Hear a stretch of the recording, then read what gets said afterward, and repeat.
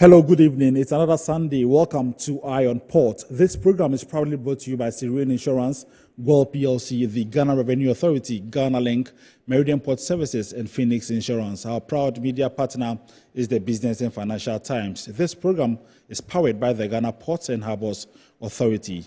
We are streaming live this evening on Facebook at Ghana Ports and Harbours Authority. Still on Facebook, we are streaming live at Tema. On YouTube, we are streaming live at Eye on Port. We'll get interactive in the course of the discussion this evening, and the numbers to send your WhatsApp messages to is 053-803-7353. The numbers again, 053-803-7353. In the course of the discussion, we'll also open the phone line so you could call and then share your thoughts with us. In the meantime, we're going for some messages from our sponsors. We'll be right back.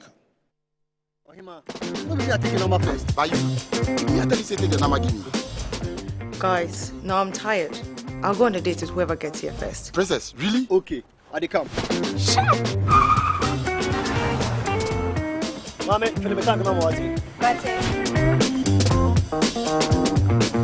Boss, fill my tank with Super XP Raw 95. Well up with Super XP Raw 95 and Diesel XP high performance products from Goyle.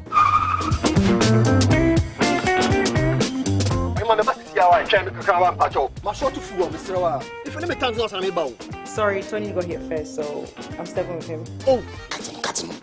Hey, go for mommy. Choose Super XP Raw 95 and Diesel XP for an energizing driving experience. Always go for Goyle Super XP Raw 95. Goyle, good energy. Goyle is good energy. Electricity. Then pay your taxes. Yeah. Our taxes, our future. Because you see, without our taxes, we wouldn't have good roads, good schools, better hospitals, street lights, and other very important social amenities. When we pay our taxes, we give our children free and quality education. Talga, my money too small. Why should I pay my tax? Look, small. Salifo, it doesn't matter how small or big your business or income is. You still have to pay your taxes. The little taxes from each and every one of us, when put together, could give your community clean water or that deprived school with tables and chairs. Please pay your taxes. It is your responsibility. It is your civic duty. It is the law. Impressive factory. If only I had listened to you, I wouldn't have been in this mess. That devastating fire virtually wiped out the whole factory and my warehouse. Remember my misfortunes last year? Serene Insurance Asset All Risk Fire policy that I took were there to pay for my damaged stocks in the warehouse, and my machines that were affected by the floods have been replaced. My accident vehicle is back on the road thanks to Serene Insurance motor policy. Suddenly my goods are on the high seas, covered with their marine cargo insurance policy. I was just telling Ajima about Serene Insurance. Oh, Ajima, tell him more. As a road contractor, I make sure I do my contractors all risk insurance for the projects and then workers' compensation for all the workers on site. With Serene Insurance, they will make sure they will cover your unknown tomorrow today. Serene Insurance, a new face of insurance. Call us now.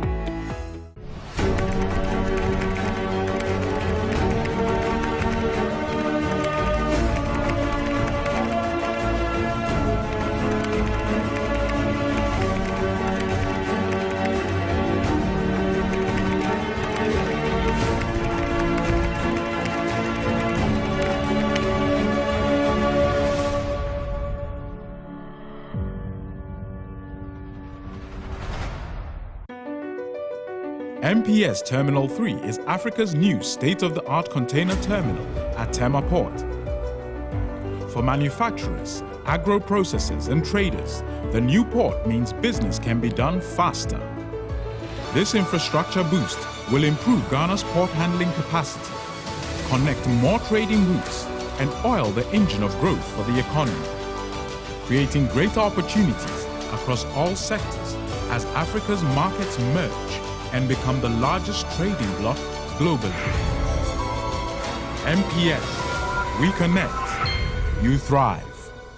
Business and life can be like the sea sometimes. Sometimes serene, sometimes calm, sometimes turbulent, and at times it brings the unexpected. However it is like, trust Phoenix Insurance for your home, car, business, and marine insurance needs. Call 0302-246-319 or 0243-690-492. At Phoenix, you experience a delightful service delivered with wisdom. So welcome back from the break. It's now time to look at some local that happened in the course of the week.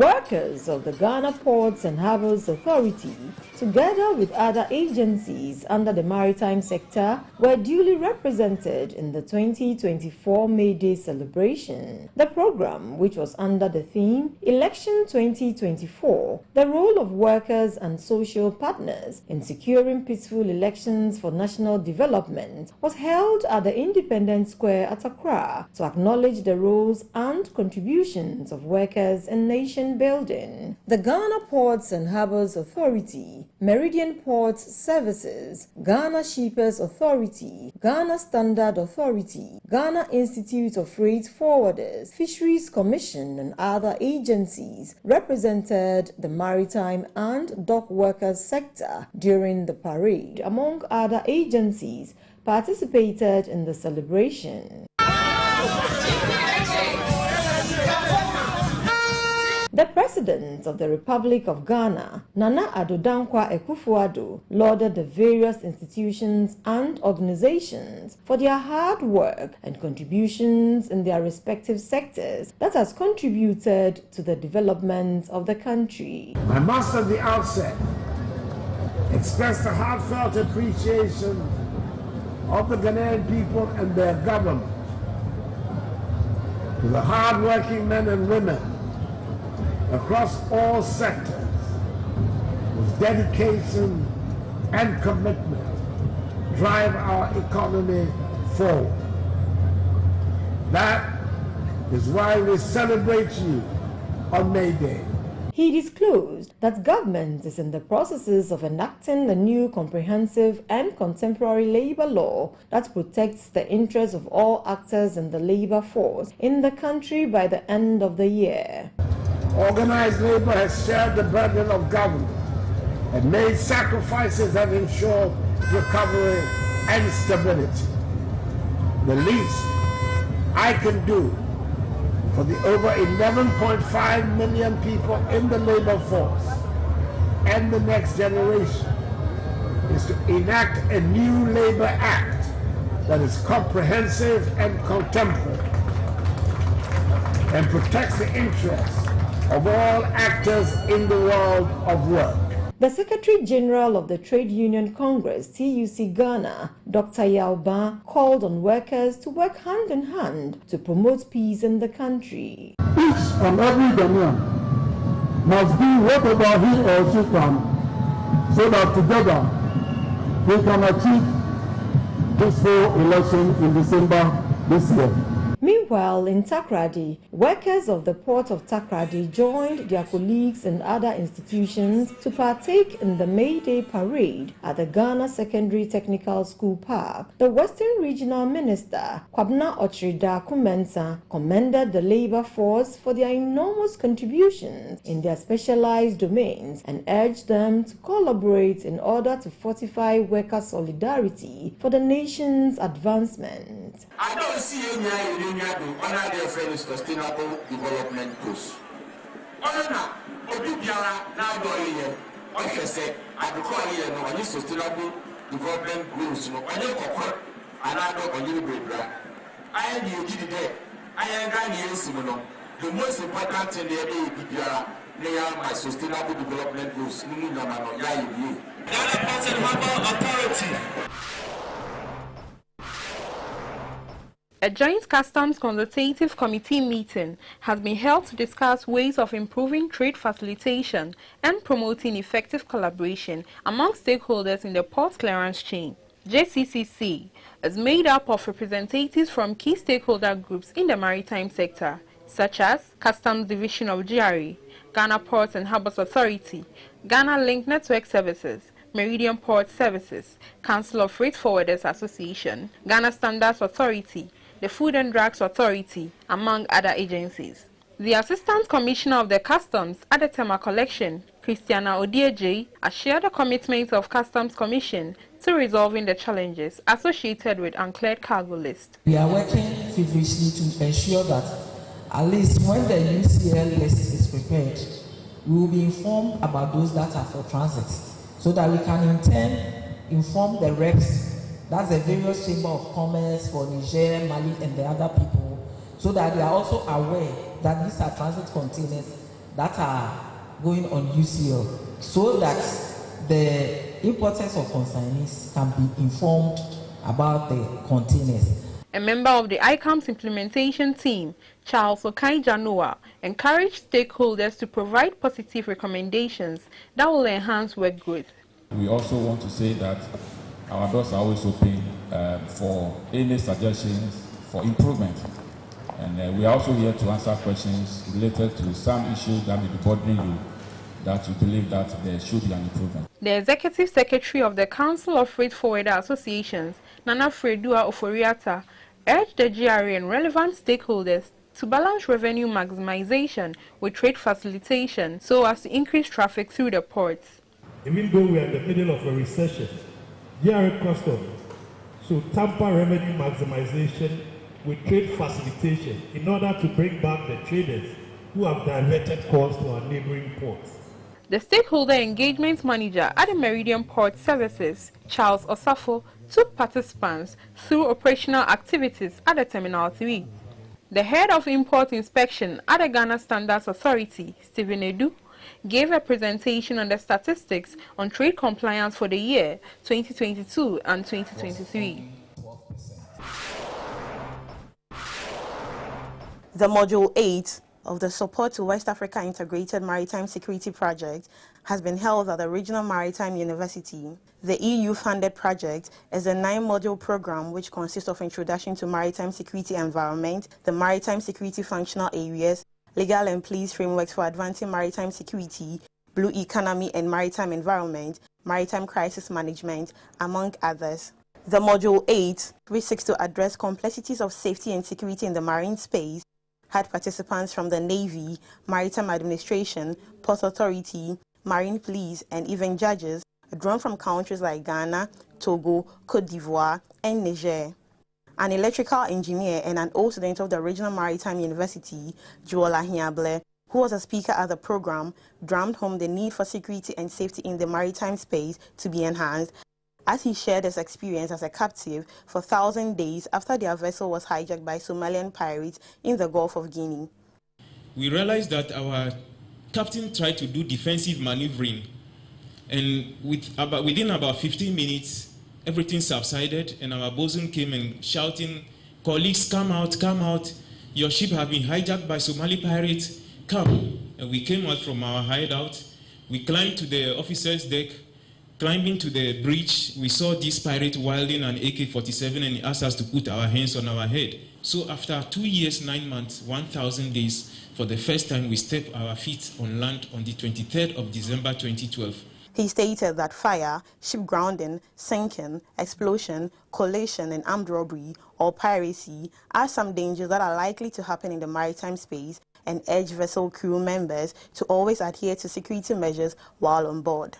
In the marine space, there are a lot of happenings there. There is an amputation, electrocution, there is corrosion, man falling overboard, a lot of them. But we are going to look at some of the major ones. So the major ones, some of them that happens as fire, the grounding of the ship. So sinking of the ship also can happen. There can be collision. The coordinator of the SWIMS project, Engineer Augustus Adilamti, revealed that the module's goal was to help maritime industry actors understand the consequences of maritime crimes. So shipping carries about 90% of international trade. So if anything affects shipping, then it's a challenge. And you can see COVID times. It took shipping to let the wheels of industry run. So this particular program was set up to make sure that the actors in the maritime industry appreciated the main effect of maritime crime. And this has more to do with kidnapping for ransom. He added that the model thrived on collaboration and cooperation and urged for interagency collaboration among players in the value chain. This particular model has to do with collaboration and cooperation. So that is why we have addressed this issue holistically.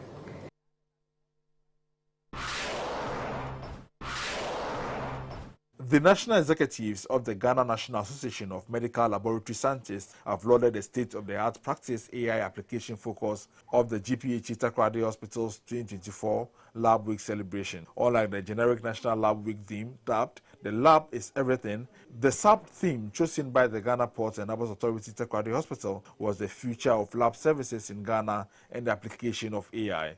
The president of the Ghana Association of Medical Laboratory Scientists, Dr. Abu Abudu Rahamani, described the AI-focused sub-theme of the GPHA Takoradi Hospital Lab Week celebration as a pace-setting initiative in line with the international trends, as even most Ghanaian labs are yet to catch up on the trend of applying AI to medical laboratory operations. Artificial intelligence has come in to revolutionize the workspace when it comes to medical laboratory.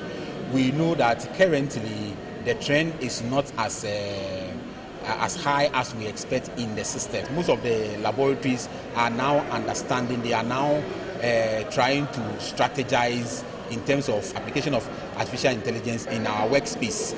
The GPHA Takoradi Hospital Administrator, Dr. Helen Tete, also explained the reason and preparations that went into this year's Lab Week celebration. One of the things that we seek to do as a hospital is to provide a one-stop shop healthcare to our clients. And so not only in terms of consultation, but also in terms of the lab support. Thankfully, we've been able to acquire certain equipment which GPHA management has done so well to help us acquire so that we can do most of the lab tests that our clients need. Other activities that took place as part of the GPHA Takoradi Hospital's 2024 Lab Week celebrations included health education, free screening for the post community, and donation of free 100 glucometers to diabetic patients.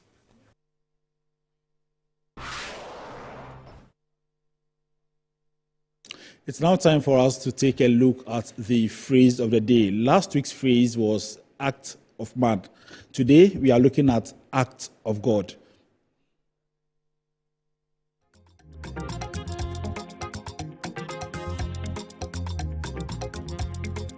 Act of God.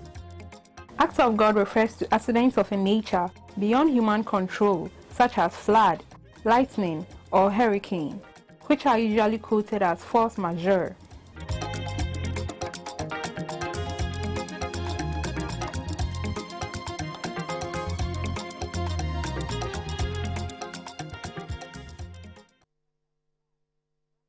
All right, so tonight, logistics is what we're going to discuss, and logistics is often described as the unsung hero of international trade, ensuring that products reach their destination on time and also in perfect condition and at the right cost. Tonight, we will be delving into the fascinating world of logistics, and then we'll be exploring its challenges, innovations, opportunities that are there within logistics, and also from transportation and warehousing to customs clearance to supply chain management. We'll examine the crucial role that logistics play in continental trade. And tonight I have in the studios 3 gentlemen to do justice to this particular subject. And it gives me pleasure to welcome my guest for this evening, Mr. Apia Kusi Adomako Esquire. He is the West African Director, CAT International. Say welcome. Okay, and then I also have Mr. Ziad Amui. He's the National President of Borderless Alliance. Mr. Amui, welcome. Okay, and then my third guest is Naliban Wujanji. He's the regional chairperson and also the supply chain consultant with Supply Chain Hub Africa. Mr. Wujanji, good evening and welcome. Good evening, and thank you very much for having me. All right, thank you very much. I would like to start this evening's discussion. I mean, we all know logistics play a very critical role in trade. So I want to find out from you, as a lawyer, Adomako, how would you define the role of logistics in facilitating continental trade? I have Ziad here. I don't want to be the one has role it plays. I'm chartered logistician, so I have to defer the question to them with all due respect. All right, okay. So we'll come back to you. I think we have a challenge with your microphone. We'll come and check that. But then let me move to Mr. Ojanji. Yes, you are close to me, and I know you do a lot of supply chain, logistics, and all that. So kindly tell us, I mean, how would you define the role that logistics play in international trade? And also, if you could tell us what the key components are. So thank you very much. So for starters, if trade is like a body, then logistics is the blood. Mm. Because what logistics does is, and like you rightly said, is an unsung hero. And the fact is that a lot of the activities that happen are usually not readily recognized, even though it is directly in front of us. So one would ask, in general terms, what are some of the activities under logistics? Here we're looking at the inbound and outbound transportation, you're looking at packaging, you're looking at the aspects of clearing and forwarding, you're looking at marketing, finance, you're looking at information management, amongst other things. So logistics in itself comes in to serve as the lifeblood of any operation that ensures and facilitates trade. It actually makes trade happen. Now, in terms of the components of logistics, I would want to take a step back and then look at it in terms of a supply chain, because supply chain gives a broader context of what the role that logistics plays. Because logistics in itself is more like a smaller component of the greater supply chain. Supply chain links various organizations and their operational activities. It synchronizes it, and logistics in itself looks a lot more into the within organizations and links the various functions, and that is what makes them kind of different. Okay. So in the broader context, you'd want to look at how, for example, goods are received, goods are processed, goods are transported in the supply chain. That's from the upstream side, where you have the various tiers of suppliers, and then you have the portion where transformation happens, and transformation would happen in the focal organization, where production and the processing and value addition is all done, after which it now moves further to the market. And with the market, you're also looking at it in different tiers, because you have the wholesalers, you have the retailers before it gets to the consumer. But the key factor here is that everything that happens right from the upstream to the downstream is all meant to ensure that the customer is delighted. The customer in this sense would vary depending on the product or the value chain that you're looking at. So when we talk about trade and we're looking at how trade works, what we're just trying to have a better understanding of is, with regards to the entire supply chain, how do we ensure that whatever products that are needed by the customer is able to get right through all the channels that are required and still get to the customer in the state and condition and integrity within which the customer is able to still get utility and value out of. And that is what so as a matter of fact, it has to do with the pre-production, which has got to do with the initial raw materials and all that, and then you have the transformation phase, and then you have the post-production phase. So those would be the three main components of the entire supply chain, based on which, depending on the value chain, we can now break it further down and ensure. But there are other activities also that happen within it. For example, transportation, because that provides the various linkages between one activity and the other. Packaging, that ensures that it gives the aesthetic view and makes the product attractive for the potential buyer, and also provides a lot of information by way of the labeling, amongst other things. So these are just a few of the areas that I think that, in a broader context, we could look at the function of supply chain logistics. All right. So how would you describe the state of logistics currently? So in terms of our general trade, the current state of logistics is a bit fragmented. A lot of the time, we tend to look at logistics and supply chain, the external of our internal market. Now, what we're trying to do is to promote continental trade. And to ensure that we're able to promote continental trade, one of the things that we're always looking at is how the products can get out of the country. So you're looking at how we harmonize custom procedures, which are currently a bit a challenge, because even in terms of how we quote our HS codes, depending on where it is going, different people have certain different understanding as to how the HS codes are quoted. We need to be able to harmonize even the processes that are within there. We need to be able to determine the kind of documentation that is required. Within the context of AFTA, the various protocols have provided some of these requirements by way of documents and other processes. And then also, it is also very important that as we go along in terms of facilitating trade, we look at the internal of the country.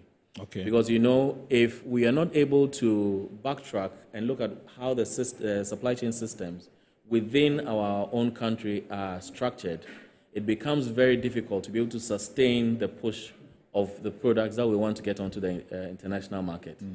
So in summary, what I would say is that we have a kind of a fragmented supply chain system. In terms of connectivity, we have a challenge with regards to connectivity, and I'll give you an example. About 2 weeks ago, we were in Victoria Falls, Zimbabwe, for the CILT's Africa Forum.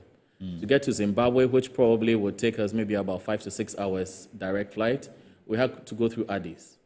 There was a layover. We continued the following morning to get to Victoria Falls. What we are losing there, we are losing time, we are losing man hours, which we could have been using to do other things as well. So in terms of issues of connectivity, we have a bit of a challenge. In terms of even the manpower that is required, because, you know, logistics and supply chain as it is very dynamic and keeps evolving by day. We are introducing a lot of technology, we're introducing a lot of other areas, especially now that we want to integrate our supply chains. So that also means that in that area, we also need to be able to look at how we are building capacity, because currently, in terms of the skills that is required to be able to ensure that some of these are actually done and done well, we have a bit of a challenge with it. So in general terms, I would say our supply chains are a bit fragmented, but therein also lies opportunities for Africans to be able to take up some of the opportunities within these supply chains and then move them forward to facilitate trade. Okay, so let's move to Amui and then find out from you. I mean, you heard what he said. He said the supply chain is fragmented. Do you also hold that position? Good evening, and thank you, Solomon. It's always a pleasure to be here, and I acknowledge my brother, my Nyame neighbor's acknowledgement. And I also have to acknowledge that my brother Naliban was, until recently, the Executive Secretary of the Chartered Institute of Logistics and Transport, so he's also equally capable in the areas of logistics and transportation. Very well, very well. Both of us are actually what you will know as retirees, actually, in that area, but that's a different topic. I think I would like to take a step back, define and set the scene, and then answer your question. For me, and for the benefit, I think, of the general audience, I would like to simplify the definition of logistics. And I would say the logistics is the coordination of the movement of transportation of the goods that are bought and sold from the point of the supplier to the point of consumption. Very well. Very broadly defined like this. And my interest with regard to the importance of logistics for trade is dual, because logistics supports trade. Logistics is a derived demand of trade, actually. If there's no trade, there's no need to transport. If there's no need to transport, there's no need to coordinate what you are transporting. And that is one area why logistics is so important, but also logistics is an industry. And just as another industry, let's say the cocoa industry, the transport is an industry in itself. So the status of this industry in the various countries in Africa, as well as across various countries, is important because it is a service. Transportation is a service. Just as you buy and sell goods, transportation is a service that you buy and sell. And the status of this industry is of equal importance if we were to ensure the connectivity which Mr. Wujanji was talking about earlier. If we don't have free movement of goods and people and information and finance across, for our own purpose, Africa, then we cannot be globally competitive. We cannot connect well to the rest of the world. But more importantly, we cannot connect well to ourselves. So I agree with him that connectivity is the key issue here. And when I think about the African Continental Free Trade Agreements and the area it's creating, the free trade area across Africa, it is obvious that we are not well connected to ourselves and we are not connected to the rest of the world. And so I would like to think of this agreement as a catalyst to help us accelerate our economic development across Africa. But it's been about 3 or 4 years now. It has been a while coming, but keep in mind that some of the countries across Africa are coming from different points. Some of them are coming from really far behind with regard to the status of their industries and their economies. And so it's important that we not to delve too much into the AFCFTA at the moment, at least, but just to identify 3 main pillars which are important for the acceleration and development of our economies. The first one would be to build a basis for manufacturing of the production in the various countries. Then there's no point in looking at how to trade. And this takes us to the next point, which is the marketing and the trade of these goods. Once you have your goods, you identify markets across the region, from where to import and to where to export it to. And then you get to the logistics of actually moving the goods that you have produced locally from the points of sale to the points of to purchase. And then to identify the challenges along the logistics of moving the goods from one country to the other. And most of the time, that is where you start to delve into the hard infrastructure and the soft infrastructure.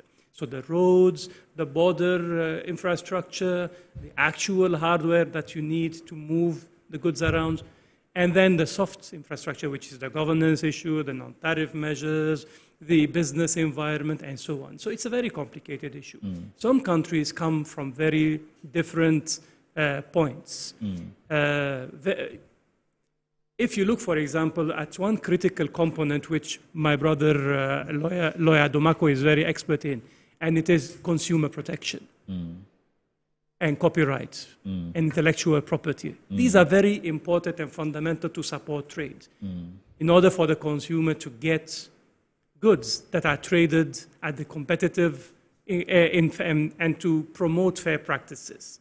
So not only you need to get the goods at a reasonable cost in a reasonable time and become competitive, but you have to ensure that whatever trade is taking place within your country is compliant and consistent with the rules and regulations of your country, and that you are not giving advantage to some players over other players, creating a level playing field for everyone. At the moment, as it stands, the modes of logistics transportation are heavily skewed against African transporters and African logistics companies and African supply chain managers. And so I am hoping that while we are exploring this topic, we'll try to find a way where we can re-examine where we stand with regard to the freedom of the movement of our goods and our people and our finances, so that we'll create a more level playing field for our local, not only our local manufacturers of goods, but also the providers of the transport services in all modes of transportation. All right, okay. So I'll come back to you. Lawyer Adomako, can you tell us, I mean, I know you deal with the SMEs a lot. I mean, in all these, how are you supporting them to be able to overcome some of these challenges in the logistics chain for them to survive? Okay. I think logistics, as we my brother said, it's a chain from pre-production, production, and post-production. But unfortunately, in Ghana, one thing we've realized is that most people who are in businesses, they want to become 100% owner of all the processes. They want to own the raw material, grow the raw material, transport the raw material to their factory themselves. Jack of all trades. And at the end of the day, the efficiency reduces. But we are beginning to see a new paradigm in Ghana where businesses, SMEs, have started seeing the need for them to specialize. And so some businesses they have decided not to even own a truck. They rather prefer businesses supply them those truck services. And as the economy develops, people will have the business cases to be able to grow a logistic ecosystem around the businesses that we have. But currently, I would say that if you find yourself outside Accra, it might be difficult in getting some efficient logistics to get your production or your businesses running.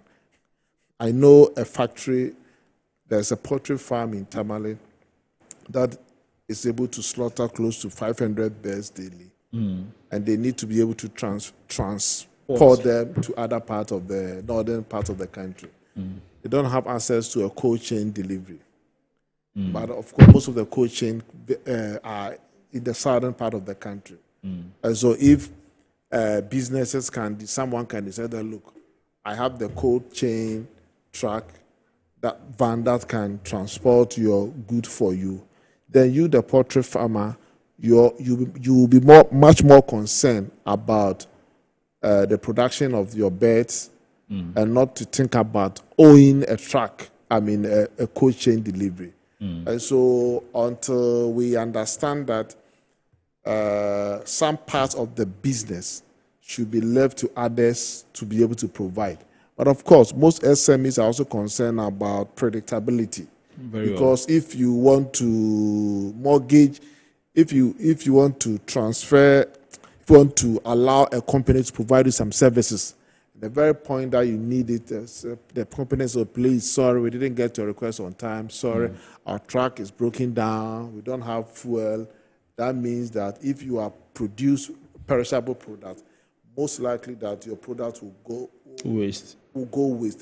And so there's also a need for businesses that decide to go into the logistics around what people are doing to be responsible in terms of what they tend to do. And also the cost structure is also another big challenge. In fact, West Africa alone is seen as one of the most expensive places to move logistics. Some years ago, the World Bank published a study, and that said that they quoted New Jersey in the east coast of the U.S. as the cheapest area to move goods. West Africa is also the highest area. And until we are able to also address the high cost of logistics, the law runs the consumer who pays for these goods and services. And we need to also look at how do we confront the principalities of high cost of logistics in Africa. Because unfortunately, if you live in West Africa, a lot of things tend to conspire against you. Almost everything you have is, even we grow food products in our farming communities, but when it comes to Accra and Tema, it's so expensive. Very well. And when you go to most countries where they don't even grow anything there and everything is transported over the Atlantic, it's still cheaper when it gets there. Why? All because of what? The logistics systems and how inefficiencies are also driving high cost to consumers at the final end. Okay, I'll be coming back to you. Well, Mr. Ojanji, he spoke about specialization for SMEs. One person does not hijack the system, or sometimes you have resources whereby if you restrict yourself to one aspect of the logistics, you'll be able to make some gains rather than trying to take over 4 or 5 processes. Is this the way to go? So I think that usually there's no smoke without fire, right? For one of the things I have come to realize in the business sphere in Ghana, and I am tempted to believe that it's about the same in other parts of Africa where I've traveled to, is that we have issues of trust. Okay. And as a result of that, having to hand a portion of your operations to somebody else becomes a challenge, because you are now, even before the relationship starts, you already have some doubts about what is going to happen and if the person is going to be able to provide that service. The best, like you mentioned, has got to do with where we have SMEs being able to identify where within the supply chain they can provide services, and then based on their service levels can kind of spear on. But one of the things that you'd realize also is that it is when we have economies of scale that we are in a better position to reduce the unit costs of whatever we our production system is. Very well. Now, there are also other things that also add up to the cost in Ghana. For example, today fuel prices at a certain price is above $1 now per liter. Yeah. When you look at the fuel prices, fuel affects everything you do in Ghana. Aside that, also another factor of production that we're looking at is electricity. That is also increasing by the day. We have water, which is required as a utility. It's increasing. We want to move into the use of technology, which is supposed to be an enabler and help us make a lot of strides in terms of how we integrate and synchronize our activities. The cost of data over a couple of months now has also been adjusted upwards. So it makes it a lot more difficult for Ghanaians especially to be competitive on the international market. Why? Because it is cheaper for me to travel across the border into Togo, do my groceries, and bring it back into Ghana, than for me to want to buy directly from here and serve the local market. But the thing about it also is that we need to be able to put in a conscious effort, especially if we want to develop our local value chains. It is important that based on the areas of interest of SMEs, SMEs, our business people or entrepreneurs, are able to identify where they can fit in and provide the service.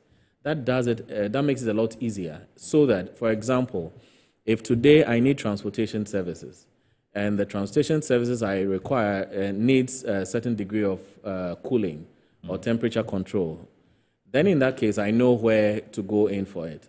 But in Ghana today, aside one company I know that is into the provision of cold chain services, it looks like cold chain in itself is almost non-existent. So yes, it is the ideal situation, but I think that now our supply chains or our logistics services are now developing. If you want to look if you do a cursory look into the services that are provided within the logistics framework, majority of it has got to do with freight forwarding. Whereby you get a clearing agent, he does the clearing of your goods for you. Yeah. He helps you get a truck, they haul your container for you and all of that. Or you have some of the consolidators who receive the goods and then they break bulk in their warehouses, and then they do the last mile delivery as well.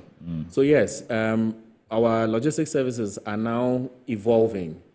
And as it evolves, I think this is about the best time for any business or any entrepreneur or any professional who wants to go into this particular sector to actually get his head in there, so that as it evolves, you're able to evolve with it and then get a lot more benefit out of it. Otherwise, it's going to be a bit of a challenge. And it gets a lot more expensive when you want to control the entire chain, because as you go along and as your business expands, it gets a lot more cumbersome and can be very confusing for a lot of those who I know have been able to do it. And that is why even for some multinationals, many of them would go in for third-party or fourth-party logistics service providers, so that they are able to outsource their non-core functions for them to provide it, for them to provide the service to them, whilst they're also able to focus a lot more on their core, which is mostly value addition. And then that helps them to be able to focus and then do a lot more of the production. And that helps with the final product delivery to the consumer. So yes, in a nutshell, I think it's actually the way to go, but I think it may take us some time to be able to get there, especially now that AFTA is in place as well. And sometime, I mean, from what you are saying, is it something that is, the points you've raised, is it only in Ghana, or you have some of these challenges also happening across, some other African countries?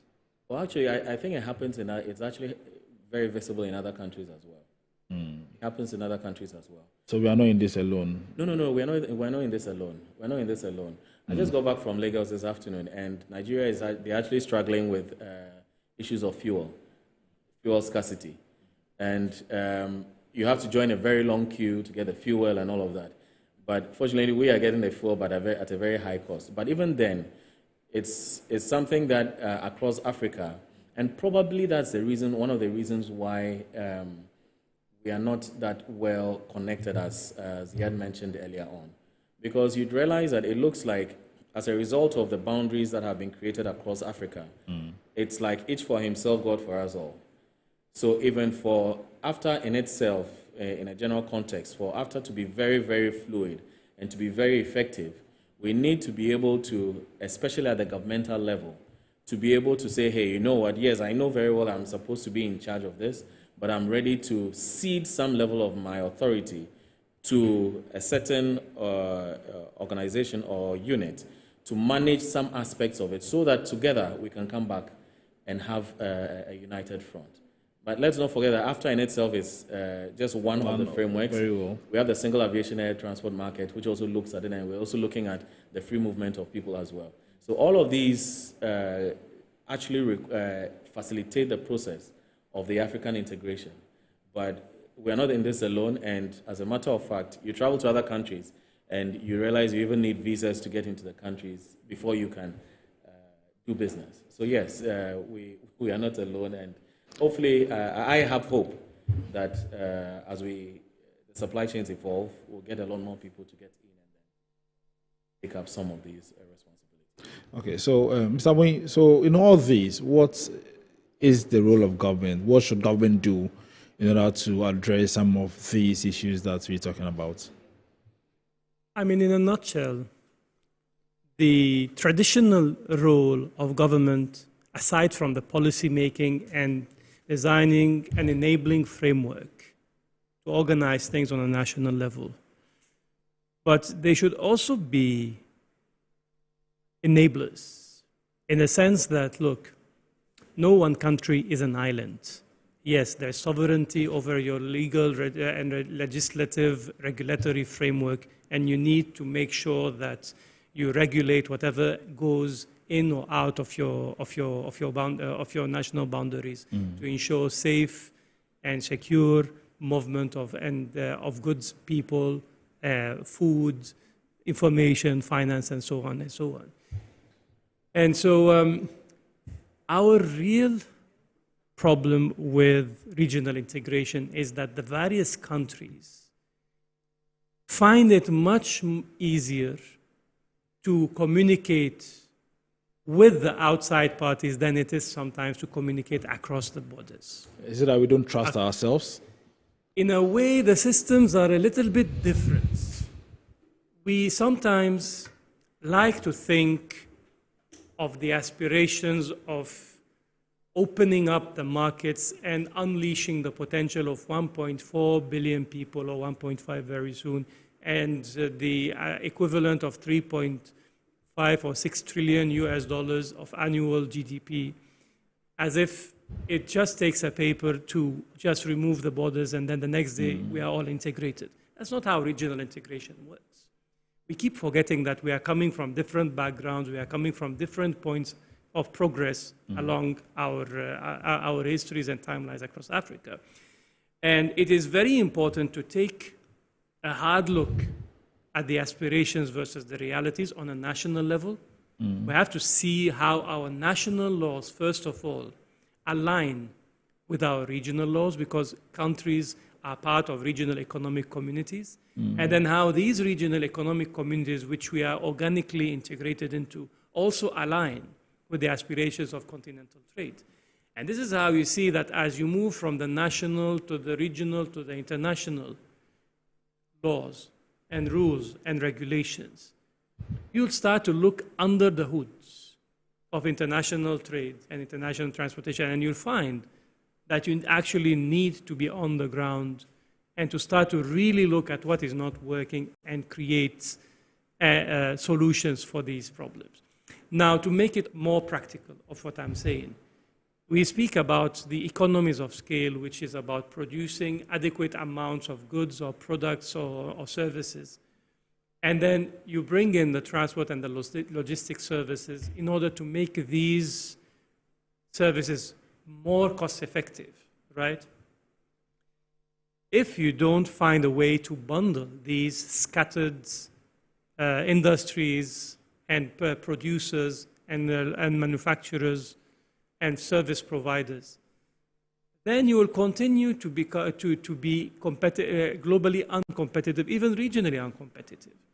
So you need, first of all, to find a way to bring people together, to bundle them together into groups, and then you provide them with services that will make them more competitive and to lower their costs, financial transaction costs, production costs, sales costs, marketing costs, and all of that.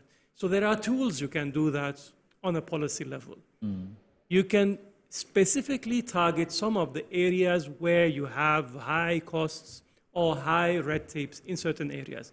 And then you design and formulate your policies in a way where you can reduce the burden of these particular rules and regulations for the economic one step at a time. Exactly, right? But at the same time, you bundle them together also. So that's why that's part of the policy formulation effort. And what I really think needs to take place in order to accelerate this kind of pivot to create a more enabling business or trade environment, not just in Ghana, but across, is to involve the economic operators and the traders and the transporters in the policy dialogue, not only at the end of it, just to amplify the message of the policymakers, but before, during, and after the policy formulation and the policy cycle. Because obviously the policy takers, as I like to call them, are the ones who will eventually benefit from these policies as economic operators, but then eventually everybody is a consumer. So if we do not create the enabling business and trade environment that allow these economic operators to thrive and to produce at a more competitive point today, then eventually in the future we are creating a situation where we are taking ourselves out of competition and we are shutting ourselves out not only to regional and continental competition, but also on global competitiveness. All right, okay. It's funny that Naliban mentioned refrigeration and cold storage. It was actually a very pertinent point at the recently ended African Regional Conference of the Food and Agriculture Organization, where I was a couple of weeks ago, and where the private sector declaration was very specific about its recommendations.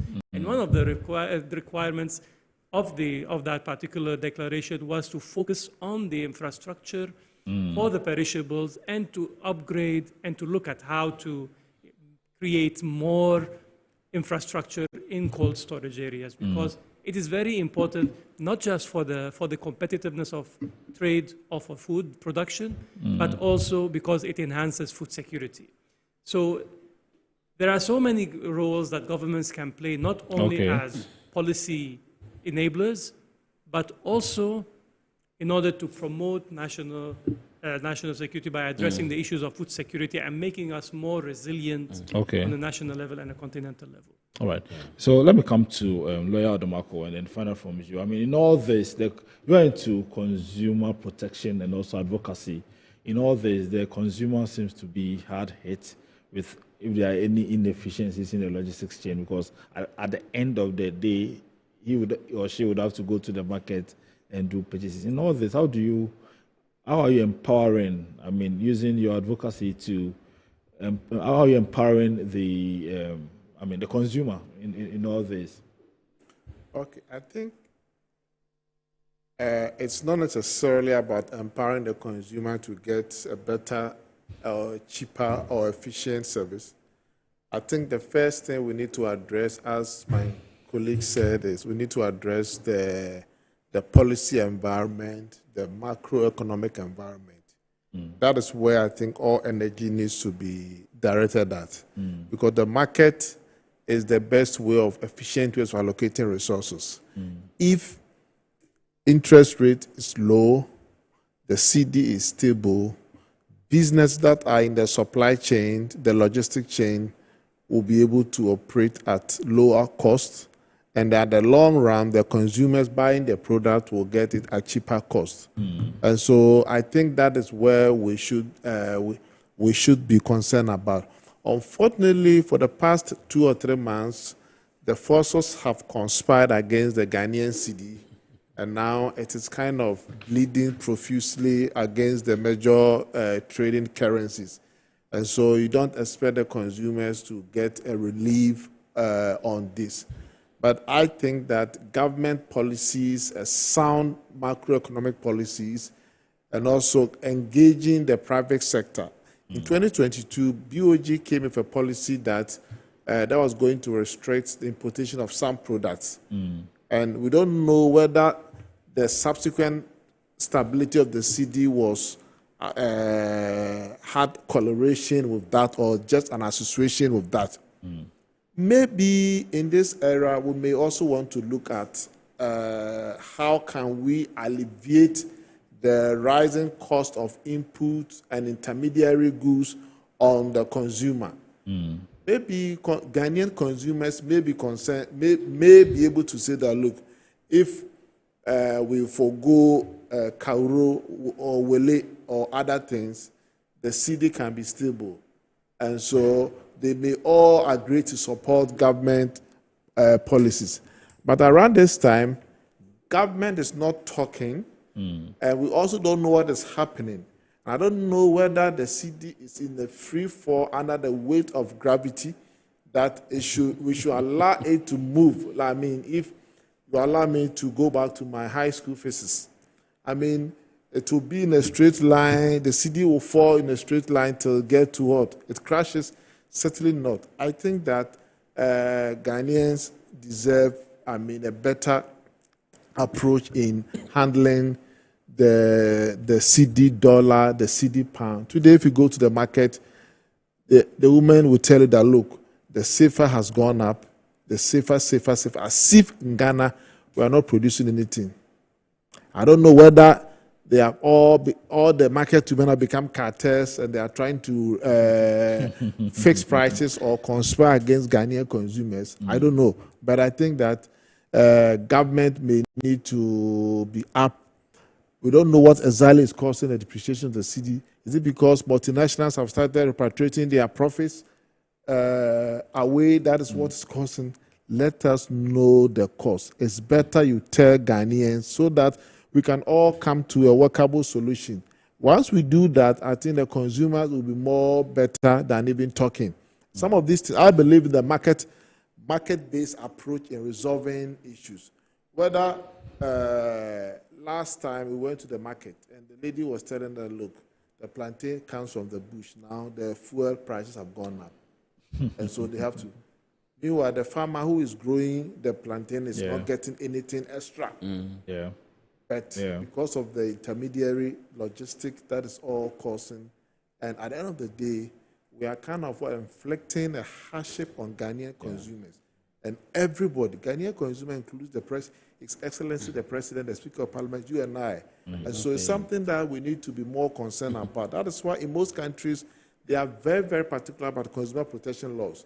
They are very, very particular about things that would lead to the rise of price levels. But in Ghana, we don't care about it. There are so many inefficiencies. Let's talk about energy sector. ECG has a lot of huge administrative and technical losses. They are not addressing it. And yet they will go to PRC for a request, asking PRC to approve them a tariff increase. And when you do all these things, how do you expect your country to be competitive? Businesses are leaving Ghana to other countries. all because of the high cost of doing business. Of course, the recent exit of Global and one of the, over the weekend, we had that of this company. Society-GPHA. Yeah, those ones are not country specific. Yes, I mean, well, that's what they said officially, because I asked. Yes, but then, but until we look at efficiency, I think we live in a country where there's nothing, we don't think about efficiency. It's not just about doing something, but look at what efficient way of doing the thing so that you can become competitive. There are a lot of countries that private capital, foreign direct investors want to go. And businesses and private investors are looking at where there's efficiency. But in Ghana, whether there's efficiency here is almost zero. We don't care about the traffic that builds up on the Independence Avenue in the morning. Elsewhere, by now, people would have found ways of solving it. We invested a lot of money in the Ayalololo. Now buses, today, the buses, people have just rented them for school buses. Are we serious in this country? Meanwhile, we are paying the loan. We took World Bank facility for the Ayalololo, and the buses have been parked at the garage, and a few ones are being used as school buses to take pupils and students around the neighborhood. I think we should gear towards efficiency. And it appears that even when you look at the political debate that is going on, nobody's even talking about efficiency. We will do A, B, C, and D. But then whether it's the efficient way of doing it in such a way that the consumer or Ghanaian will get value for money on that. Okay, so we'll be coming, yes, we have to go for a break and then we'll come back. So we'll come back and look at the inefficiencies in the supply chain so that we can look at the solutions that we can propose for them to be addressed. So you're watching now on Port. Tonight we're discussing the relevance of logistics in continental trade. And I have in the studio Apia Kusi Adomako Esquire. He is the West African Director of CATS International. I also have Ziad Amui. He is the National President of Borderless Alliance. And in Naliban Ujanji, he is the Regional Chairperson, Supply Chain, and also supply chain consultant with Supply Chain Hub Africa, I should say. We're going for a quick break. We'll be right back.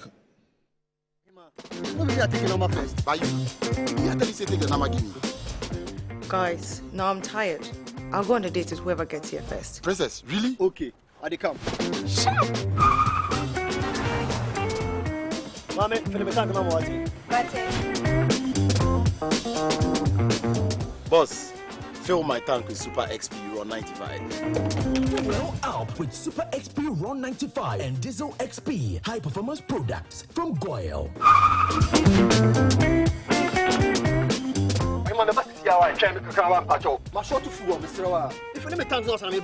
Sorry, Tony got here first, so I'm stepping with him. Oh, cut him. Hey, go for that.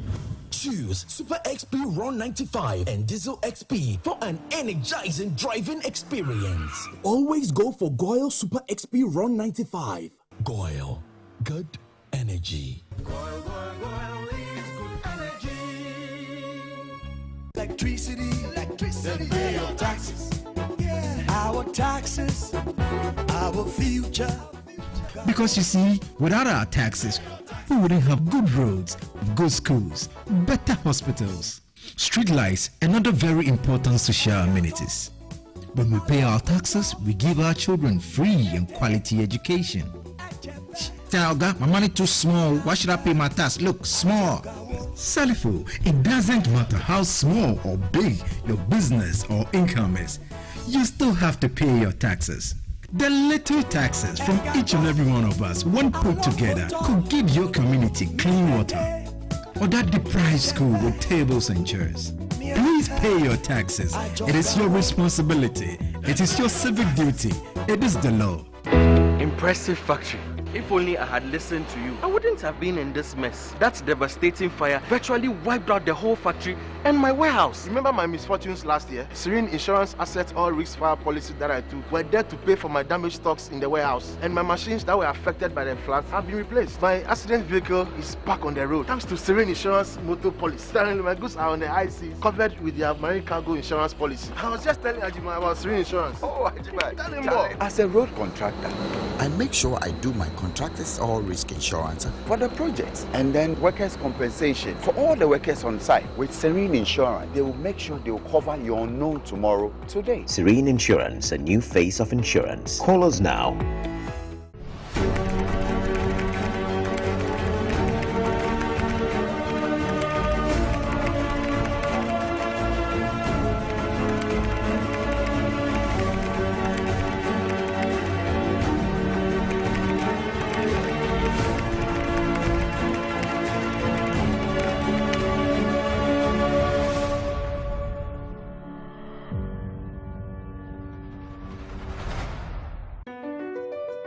MPS Terminal 3 is Africa's new state-of-the-art container terminal at Tema Port.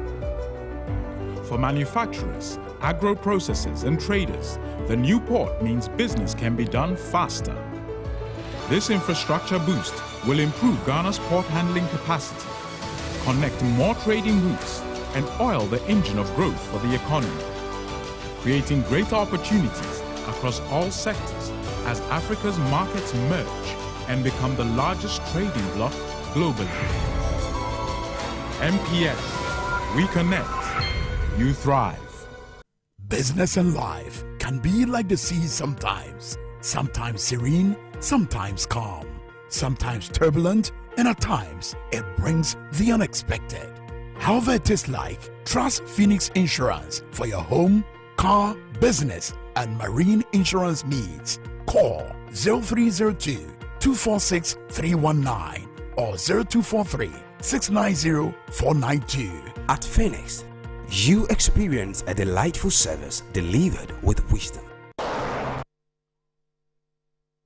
All right, so you welcome back from the break. We're still discussing the relevance of logistics in continental trade. And now the phone lines have been activated.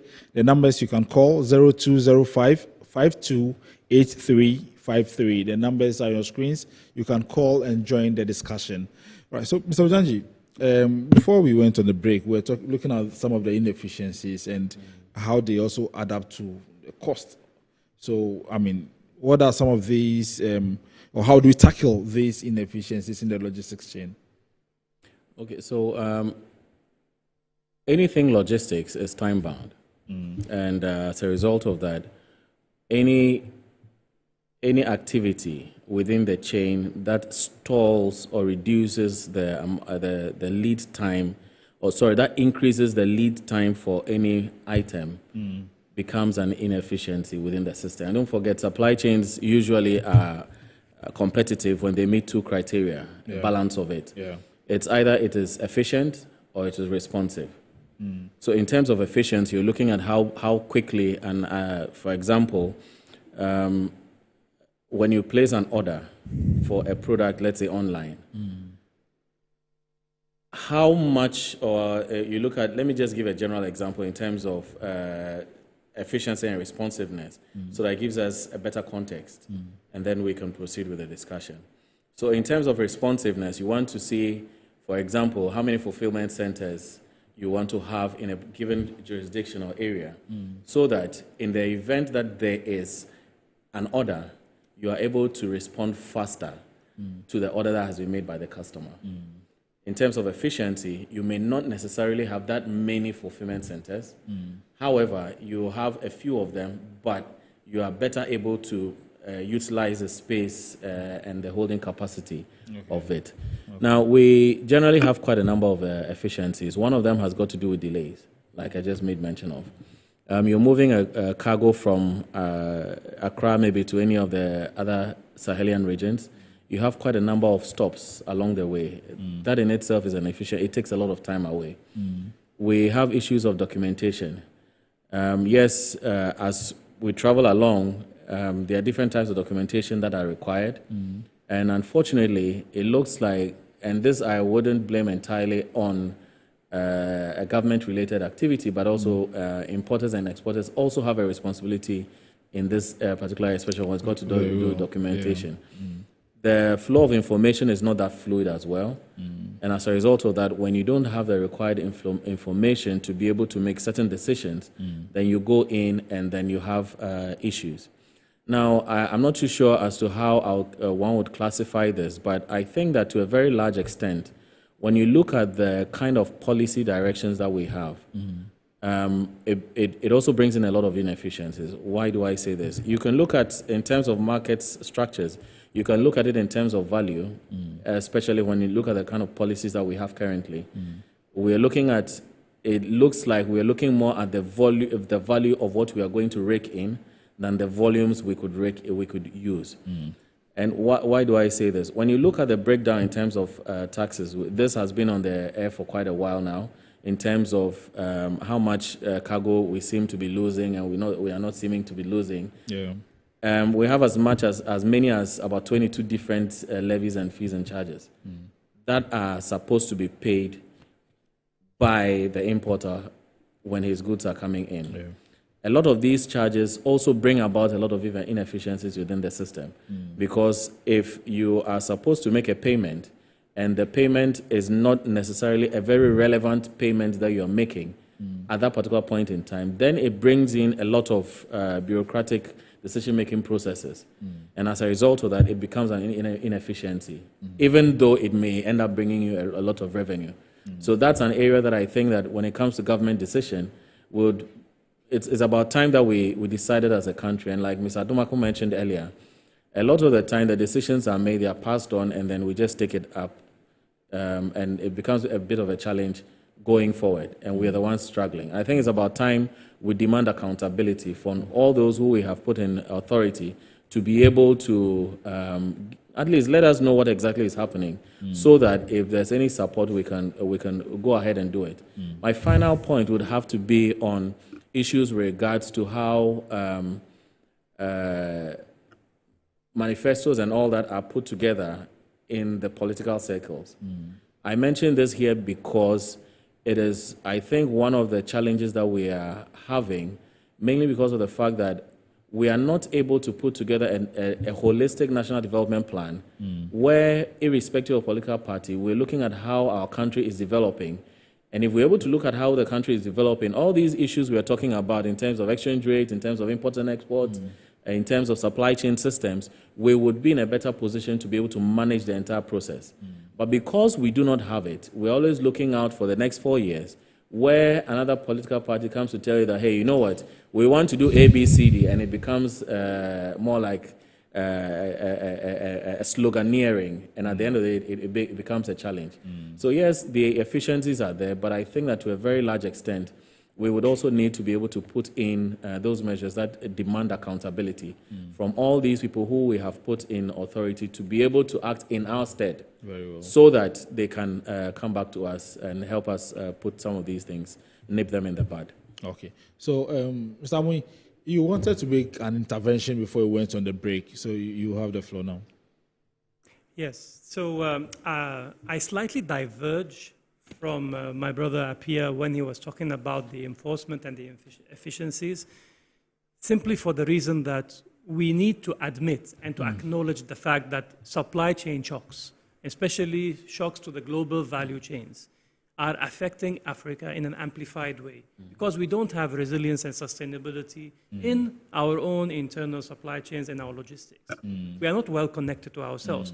So anytime there are some issues that have to do with, for example, a vessel blocking the Suez Canal, like the Evergreen vessel a while ago, the war in Ukraine, the Red Sea, Houthi attacks, and the list can go on and on and on. Every time some of these major disruptions in global value chains occur, I keep telling myself that hopefully this will be the moment of reckoning for various African governments to acknowledge the fact that they need to wake up to the fact that they need to build sustainable and resilient supply chains.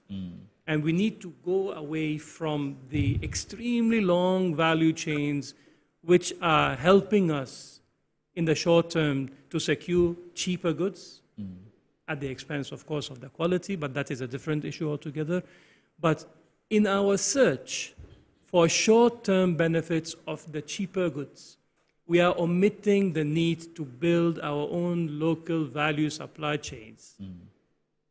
And then we are shooting ourselves in the foot because we are preventing ourselves from integrating efficiently and creating the regional buffers that would allow us to become more resilient and more, how to say, sustainable. We were talking, for example, about the cost of energy and power generation. It is a very, very big cost for local manufacturing and production, but at the same time, it has a silver lining because it has lowered the opportunity cost of considering shifting or transitioning to renewable energy sources. And so I think this is about the time where we have to look at how to consider embedding renewable energy into the local manufacturing and production. And that will, first of all, decentralize the production of energy. For example, in countries like Ghana, which have shortages or a combination of short supply or expensive generation, or a mixture of both. So this is the first point I wanted to make with regards to what Abia was saying earlier. And the second problem, which we don't really talk a lot about in Ghana or beyond Ghana, because some of these issues are not just Ghana-specific, but they are cross-cutting. And it is the enforcement of the implementation of the regional rules and regulations on a national level. And this is a mouthful. Basically, what I'm trying to say is that we have the laws and rules and regulations on country level, on regional level, on continental level, and they are all so nice and perfect. But there's one problem. We are not implementing them. Implementing the laws, okay. Or we are not enforcing the implementation. So let's take ECOWAS, for example. We complain a lot about ECOWAS. But we are not complaining about ECOWAS because of the laws and the rules and the regulations. We are complaining because of the lack of the implementation of these rules, of the ECOWAS trade liberalization scheme. So within our ECOWAS countries, we have the laws that allow us to trade freely among ourselves, quota-free, duty-free, for goods that are originating from within ECOWAS. Just need to register, and then we have to start trading, and then we have this opportunity. We have our own free trade agreement on a regional level, but we don't apply it. And the reason we don't apply it is because there is no mechanism for sanctions and rewards for implementing or misimplementing. It needs to be talked about. Dispute resolution. Whenever we have issues that have to do with challenges with the enforcement of the implementation of these rules and regulations. And now we are steering closer back to my brother because we are coming back to the realm of the law. So how do we solve our dispute resolutions among ourselves so that we build the trust that is required between the economic operators and the policymakers, that there's a system, there are rules and regulations that you need to meet. If you comply with these rules, then we facilitate your business. And then it is about balancing compliance with facilitation so that we will all pull together towards a more enabling and a thriving economy. So these are the two main points which I think cut across whether it is the logistics industry or the local manufacturing and production, or whether the regional value chains, which I think is the way to the future, regional value chains. Yes. Okay. So for me, one thing I want to say is that AFCFTA is yet to take a full steam, and we need a robust logistics to be able to make it work. And this is something that we don't expect government alone to do it, and government has no business in doing a business. But the role of government is to create an enabling framework. Just last week, we heard that Dubai government has voted $35 billion to construct a new airport terminal to make it the biggest airport. They want to make Dubai the logistic hub of the whole world, fulfillment centers all over, so that, I mean, if you ship goods, within 8 hours, it's here in your country for you. What role is government? The fact that government has no business in doing business does not mean that government should close its eyes. Government can sometimes identify some emerging areas and call the private sector and tell them that, look, if you can do this, we can support you on this. Now, by 2030, for example, Africa needs an additional 2 million trucks to be able to move goods under the AFCFTA. We need close to 100,000 railway wagons, 250 aircrafts, and then 100 vessels. Currently, 100 vessels. Yeah, 100 vessels, shipping vessels. In Africa. In Africa, to be able to support the demand for. But we don't even have one. Yes. So. We might have one or two, not officially, but maybe unofficially.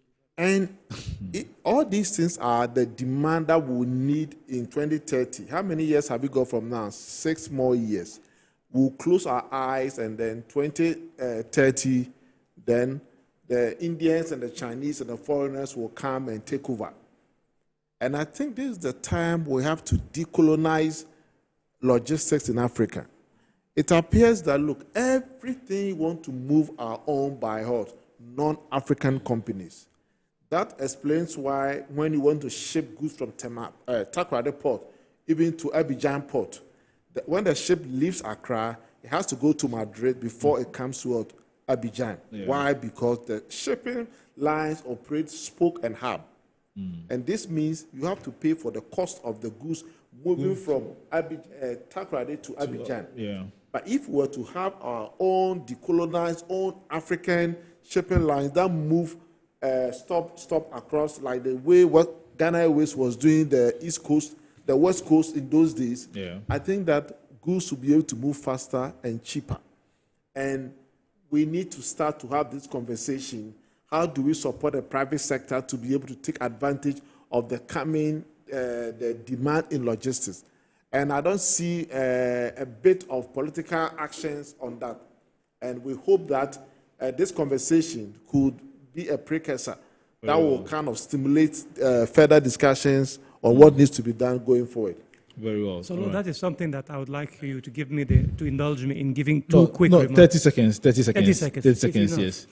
And what he's saying is something that we are very passionate about as logisticians in Africa and in Ghana. And basically, it's about emphasizing the needs to promote the need for an African framework for short sea shipping. Okay. To connect our various ports to each other. Okay. And the second one, to explore the inland waterways, which God has given us. We have inland waterways, we are not using that. They need low maintenance. And it's something that we are very passionate about, Taliban and myself, in Ghana and elsewhere. Okay. So about 30 seconds. So I think to a very large extent, we really need to put our acts together, produce a lot more.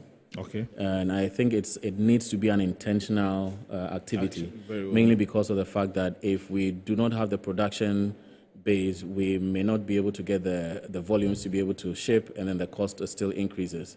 I support the fact that we need to be able to invest a lot more in our own lines, be it shipping lines, airlines, and all that. Because if you look at even the concentration of aviation traffic in Africa, you just understand why we are not that connected. And I think to a very large extent, logistics in itself is something that all of us should get active in.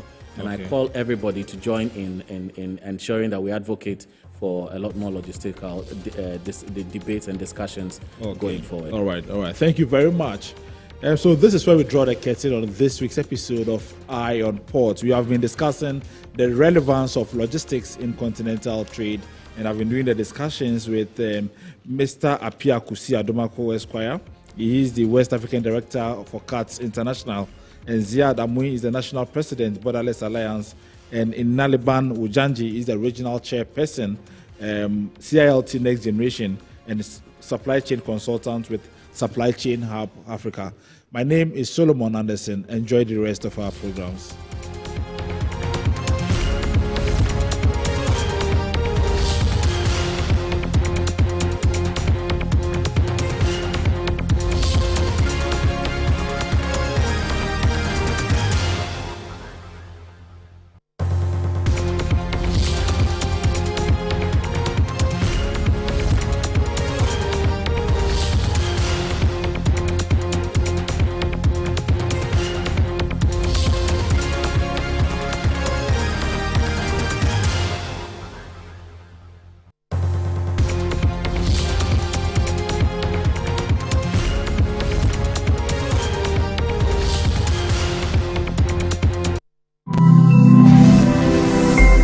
Metro TV, insightful and inspiring moments. Whether you've got the runway walk of your dreams or a unique look that sets you apart, this is your chance to be the Model International. Are you a West African living or schooling in Ghana? Are you a lady between the ages of 18 and 26 who loves modeling and fashion? Then visit www.themodelinternational.com or dial *920*47# on all networks to register. Registration costs 100 cedis only. Don't miss out on this incredible opportunity to kickstart a modeling career. Bring your confidence, your style, and your A game.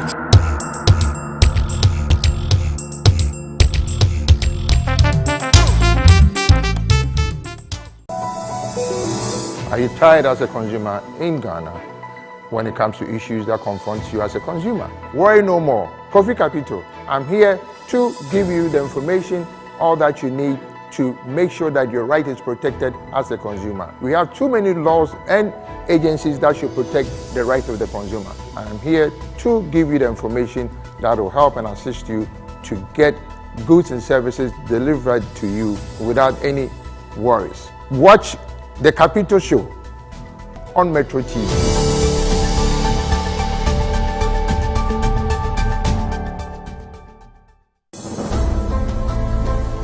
The law is pertinent to every aspect of our lives, and so lawyers must not be the backup plan for the rainy day only.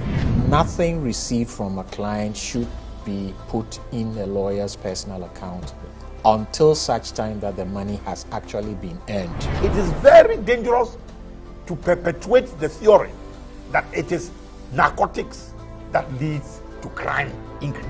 The relevance of the law cuts across our business, social, and family transactions. Doubt this? You can't borrow from somebody who's your client. That would lead to a conflict situation.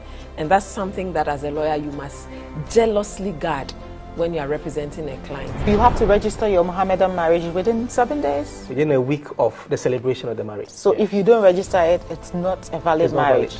Journey with our Law Express panel every week as we confirm the place of the law in our everyday transactions. Under etiquette rules, a lawyer can terminate for non-payment of fees. So basically, if you don't pay your fees, a lawyer has a right to terminate your engagement.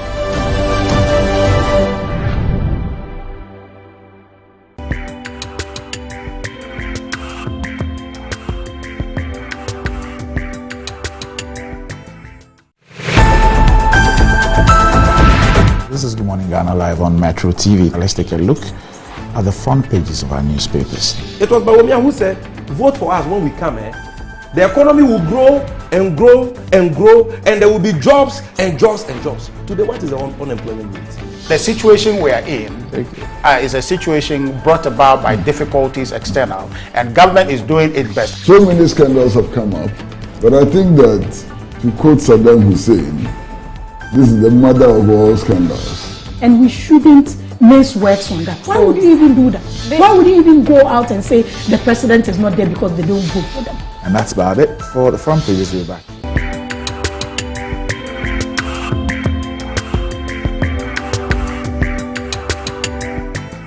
The Bible is not a textbook like chemistry textbook.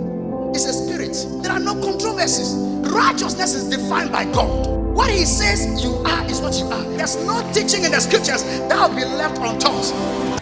Join the Good Life Devotion with Dr. David Benton on this channel to receive biblically authoritative teachings which will usher you into exhibiting the divine life here on earth.